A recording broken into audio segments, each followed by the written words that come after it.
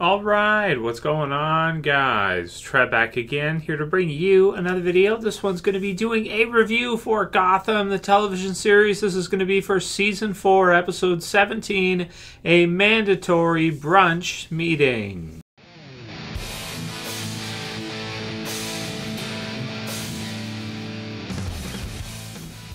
And spoiler warning, as per usual, if you guys are not caught up for Gotham, which is up to Season 4, Episode 17 now. So last night, we had the premiere of the showing weekly for the 17th episode of Season 4 of Gotham. And it's been a bit since I've done any reviews for Gotham. I think since the first half of this season, Season 4. I used to review a lot more episodes of Gotham, but as the seasons kind of went on, and the fact that they do so many, it's pretty difficult for me to kind of keep up with doing them every week, because we got, Walking Dead we're doing, Fear, of course, and everything else that we're doing with the channel. But it doesn't mean that I don't watch every single episode of Gotham religiously. I do, without missing one.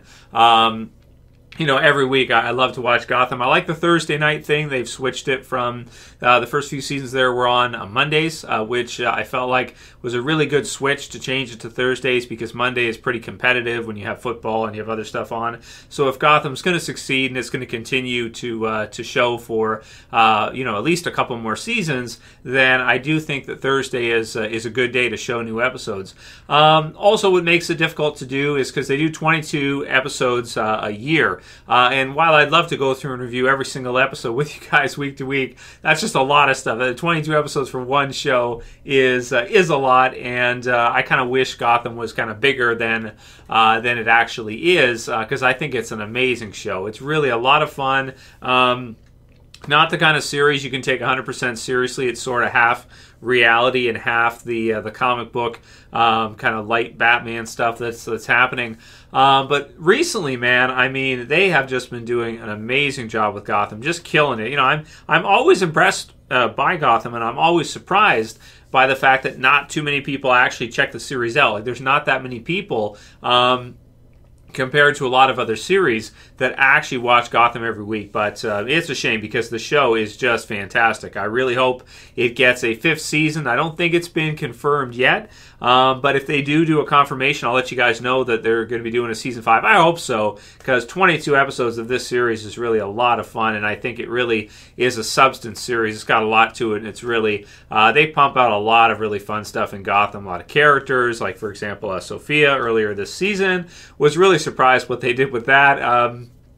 We'll see if she's dead or if it's just kind of a temporary thing. But the way they kind of switch from story arc to story arc, where you have her and she's kind of the queen of the underworld and everything that's happening with that, and then they kind of start to bring in, and then they bring it in full throttle now with Jerome and his kind of group of misfits, or he brings in the prior villains to kind of all join together. So in this one we see Jerome kind of being the lead baddie right now, but then he's got kind of a table. He's got a bunch of them that are kind of working with him. You got Scarecrow in there. You've got Mad Hatter, who I have been continuously impressed with how they've used Mad Hatter. I mean, the wolf from the Alpha Wolf from Walking Dead, the actor who plays him, does a great job. And but since I didn't do a review, I'll just give my thoughts on now. The episode where he has everybody kind of go up to the top of the buildings and almost jump, I thought was really cool. And really scary. It's something pretty epic to see when you see all these people just lined up on the top of the buildings, and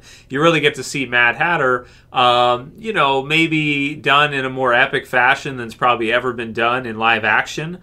For Batman fans. If you're a fan of Batman, you never really got to see Mad Hatter be, had been done justice for. But I feel like the Gotham TV series has really done a great job with him, and he's been used more than I ever thought he probably could be. And recently we see Jerome, step by step, he's becoming more and more Joker. So he's going a little bit more. Even where recently he's wearing kind of like the suit, right? So he's got like a clown, not a clown suit, but he's got like a dressy, kind of Joker suit. It's not quite there though. It's not the purple and green just yet, but it's like it's got hints, and it's like a slow evolution the way they're setting him up as a character and kind of moving him more towards the Joker. And in this episode 17, we get to see kind of our first sort of look at what I want to say would be Joker gas. Which is really cool, because that's something that always in the comics and that, obviously, in other versions like Batman animated series or, geez, almost any version of Joker that I can think of, with the exception of maybe, you know, like the Ledger Joker. But you always have, a lot of times you'll see the stories where he'll use the Joker gas, have people go crazy. And remember the animated series with the smiley faces and stuff, or the laughing fish and episodes like that. You know, just some really great stuff. And to get to see Jerome do it in the Gotham TV series version is just so cool. The actor who plays him, Cameron, just he kills it every single time. Every single time.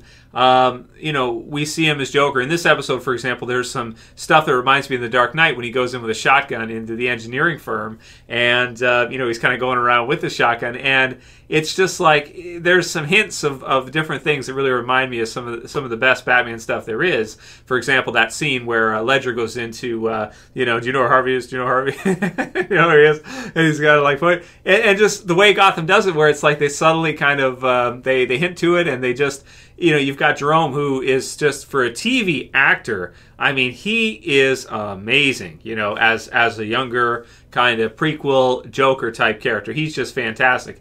And in this one, we see him play, and we find out that he has a twin brother. So again, Gotham, his kind, or at least a brother looks, a twin brother. He looks exactly like him, Xander. So again, with Gotham, it's partially, you know, you can take some of it somewhat seriously, but then of course it's got the other stuff like that. Like, I don't know necessarily how I feel about him having like a twin brother and this kind of thing, but hey, you know what? It's their interpretation of their Jerome, their Joker, and nobody says they have to go, you know, and a lot of that's not even shown anyway, you know, depending on which version you're looking at, and it's been done so many times, you know, they can really do what they want with it. So I like kind of the idea here, after we kind of get to see it, that he has this brother who is kind of like the good one, and then he's like the evil one, and they're both like brilliant. The other brother is math engineering, and he's like this brilliant engineer who's able to design, you know, this, you know, all kinds of crazy, you know, buildings and structures and everything. He's amazing and all that. And then of course you have Jerome, who's like just a mad genius, right? As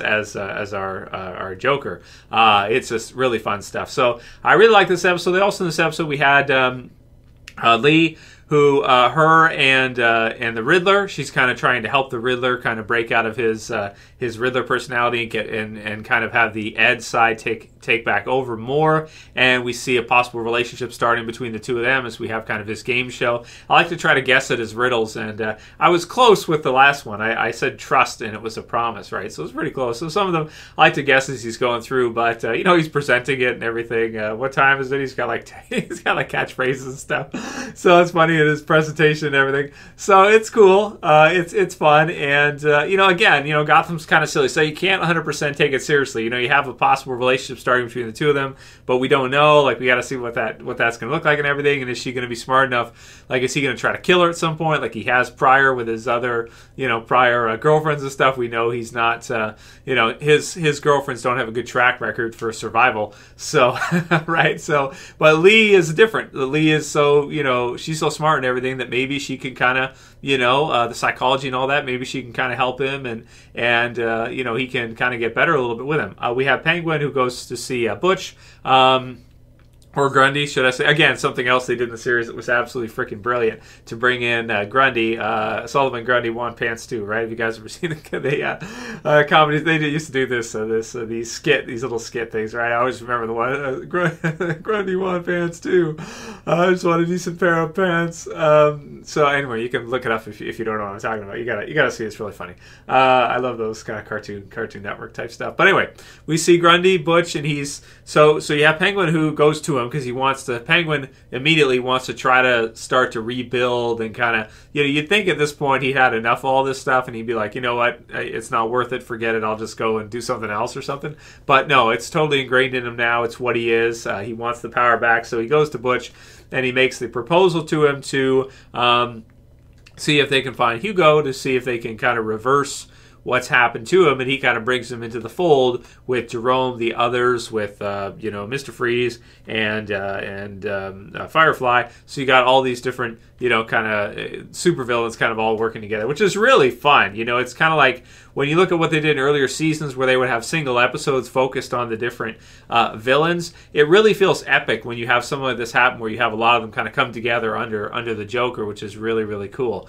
You got Bruce, of course, in there, and he's had the stuff that's been going going on. Him and Selena, I always like the relationship between him and Selena. I feel like they're too young, obviously, to have any kind of romantic relationship, but just kind of the way they set up, and they kind of hint at, like, he'll go to open the door and stuff like that, and it's really cool. Or Jerome will hear her name and he'll be like, oh, Selena. That's good. So really fun, man. So not just a review of this episode, I guess, but kind of my thoughts on, since I haven't given them, on what they've been doing lately with Gotham. It's been a lot of fun, man. I enjoy it every week. I hope it gets a 5th season. I'll let you guys know if it does. And in terms of the score for this episode, which is mandatory brunch meeting, I guess I'll give it an 8.5, because the twin brother thing is kind of like, it's a little silly, but you know what, it's okay. It all fits in, it all works. So I've been enjoying it like crazy, and going to continue to do so. Hopefully we get many more seasons of Gotham to come. I think it could be really good. Like, imagine if they kept it on long enough, maybe another 5 years or something like that, to the point where Bruce wasn't just like, kid Bruce, but he started to look old enough to actually dress as like full-on Batman. And I think that's kind of the, I guarantee you that's what they've got to be thinking. They've got to be sitting there thinking, like, if we can keep the show on long enough and he can kind of grow up, man, they could rename it to Batman or something, or I don't know. But that could be wicked. So anyway, that'll be it for my review for this one, guys. If you liked it, please give me some feedback. Let me know if you want to see more of this, because I'm just really not sure for Gotham how people, what kind of fan base Gotham has, if it even has one at all. I mean, obviously it's on, so there's got to be some people watching it, but I'm just not sure, how many people are really that into it. And leave a comment below if you like the review, you appreciate it, you want to see more Gotham reviews from me, then thumb it up below, and be sure you're subscribed. If I produce, future Gotham videos, you got to be subscribed to see them in your sub box. And yeah, that'll be it for my review of this episode, man. A mandatory brunch meeting. Love the series. Hope it continues on longer. One of the best adaptations, I think, from a comic book to TV series that's been on ever. Just really, really fun. So, absolutely. Let me know what you guys think. Leave your comments below. If you like this one, please thumb it up below. You can share, you can favorite. And if you're new and you want to subscribe at the bottom left. And leave a comment. Let me know if you guys want to see future Gotham videos from me, more of them. As always, it's Trev, and I'm saying peace. Later, guys. See you soon.